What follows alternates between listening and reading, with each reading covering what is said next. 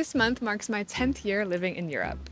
In 2015, I moved from Washington, D.C. to Prague with a contract to teach English for a year. That first month in Prague, I met Robert, a Czech economics student and coincidentally my Airbnb host, and I quickly fell in love. Then in 2019, the two of us decided to start anew in the capital of the European Union, Brussels.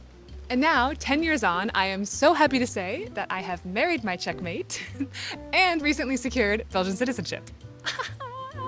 Yes! Here's 4 things I wish I had known before moving abroad. And if there are any expats out there watching, I hope that you can find comfort in one of these points. That you see your own journey with its many ups and downs reflected in some way. You're not alone.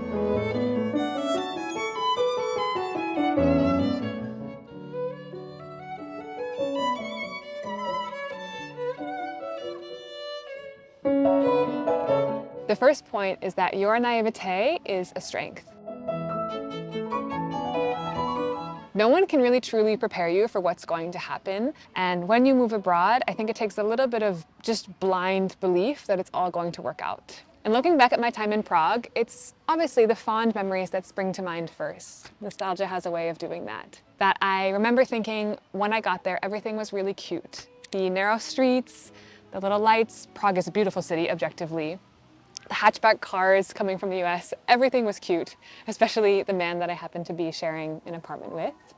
You know, I was very much in love. But if I think deeply about it, there were plenty of events that shattered those rose-colored glasses. I mean, simple daily tasks like going to the post office in a language that I didn't know, setting up a bank account in a new currency and navigating new tax codes was really stressful. And then of course, there's the universally despised process of sorting out a visa. And mind you, I was doing all of this in Czech, and I didn't speak a lick of Czech when I arrived. It's not a super common language. Not many people outside of the Czech Republic speak it. But I was really keen to learn. I'm a big lover of languages, and I was keen for the challenge. So there was this kind of weird confidence that I had in the beginning because I didn't speak it well, but I made my mistakes very confidently. I think it was hard to read for many of the Czechs because, as I said, not many people speak Czech. So when someone has an accent but speaks confidently, it's a hard code for them to crack. And as a funny aside, I remember one day vividly standing at the tram stop, waiting for the tram, and this sweet old woman came to approach me and asked me in Czech if tram 6 came by this stop. And I said, oh yeah, in Czech. And she said, okay, could you please tell me when? And I said, yeah. She goes, okay, when does it come? I was like, yes. Because I was so stubborn about admitting that I couldn't understand, that I just wanted to practice at any chance that I could, that this poor woman stood with me for 5 minutes and I didn't give her any helpful information. She just thought I was... poor woman. I really hope that she got to where she needed to go because I was no help to her at all. But there were so many events like that. I probably should have had more shame, but now, 10 years on, I speak Czech. And I can direct her to where she needs to go. And I do know if tram 6 goes there. Really good it's gonna do me now in Brussels. But what I took away from this experience was invaluable. That everyone has a native language that they speak fluently. And if you choose to study a foreign language, your accent in that new language is a badge of courage. Because it shows that you're trying to communicate with a new group of people. Not just in the words that you're using, but also in the effort that you're putting forth to learn their customs and practice their habits. And that's a very flattering thing, which reminds me of the beautiful quote by Nelson Mandela. If you speak to a man in a language he understands, it goes to his head. But if you speak to a man in his own language, it goes to his heart. Such a beautiful sentiment. Point number 2 is find common threads.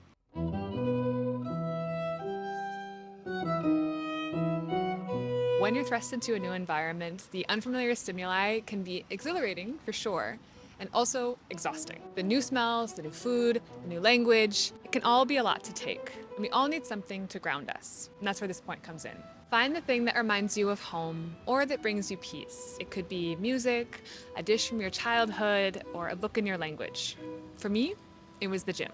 Because I've been fortunate to live in many places, from Moscow to Belo Horizonte, Brazil, to Prague, and all of those cities had a gym with a squat rack and a bench. I love working out because it's one thing that all people have in common. No matter where you go in the world, which language is spoken, or which religion is practiced, everyone has a body that needs activity. Everyone knows what a squat is and what a push-up looks like. The gym is a great equalizer, a place for people to go to better themselves, to seek strength, and calm the mind. And over the years, this habit has proven to be an invaluable part of my routine, regardless of my mood or location. Which brings me to the concept of iteration. The more times we do something, the more comfortable it becomes. This is true of working out and of speaking a foreign language. Et vous les influencez de quoi?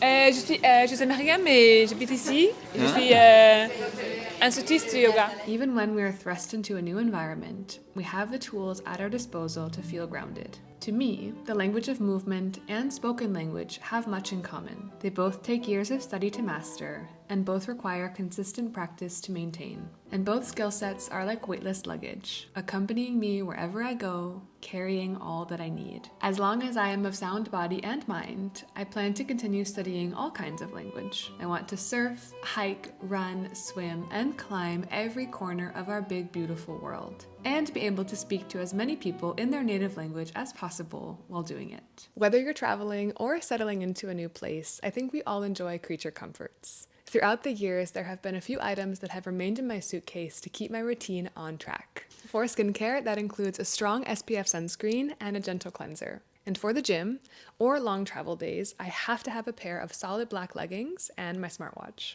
These things ensure that even if all other factors are outside of my control, my movement practice and skincare regime remain consistent. Over on my Amazon store, you'll find a few of my favorite products that have stayed with me as I've lived in different places over the years. I hope that they encourage a journey towards health and wellness, regardless of where you are in the world. Thank you for your support. The third point is that we will always have one foot in each world. And this is a phenomenon that is quite common among the expats here that I speak with in Brussels. The feeling of, I don't fully feel part of the local culture, but then when I go home, it also feels a little bit unfamiliar. I don't really belong anywhere. Back home, there may be a clear right and wrong way of doing something. But as we meet people from different walks of life, I think that we can come to see that the correct way of doing something is entirely subjective. That the approach of possibilities lies instead on a spectrum rather than as a binary right or wrong. And I think it's a kind of seesaw effect of, on the one hand, being exhilarated by all of this newness, and at the same time being nostalgic for the familiar that weighs on us. And there's actually a wonderful word to encompass this in Portuguese, which is saudade. And saudade is the kind of nostalgia or longing feeling that you have for something that once was, and also that may never be again. And I think it's this saudade that many expats feel for their life that they had before moving abroad. It could be for the friends that they had, for the memories that they made, and this bittersweet feeling knowing that they can't take it with them into where they're going, where they're moving. And it is bittersweet because we can still hold on to those memories and cherish the time that we spent with those people or the things that happened in the past, while also embracing this new exciting chapter of living in a new country, of meeting new people, and of expanding your horizons and embracing change. As I said, having one foot in each of those worlds. Point number 4 in today's video, to round out our list for today, is that you weren't the first and you won't be the last.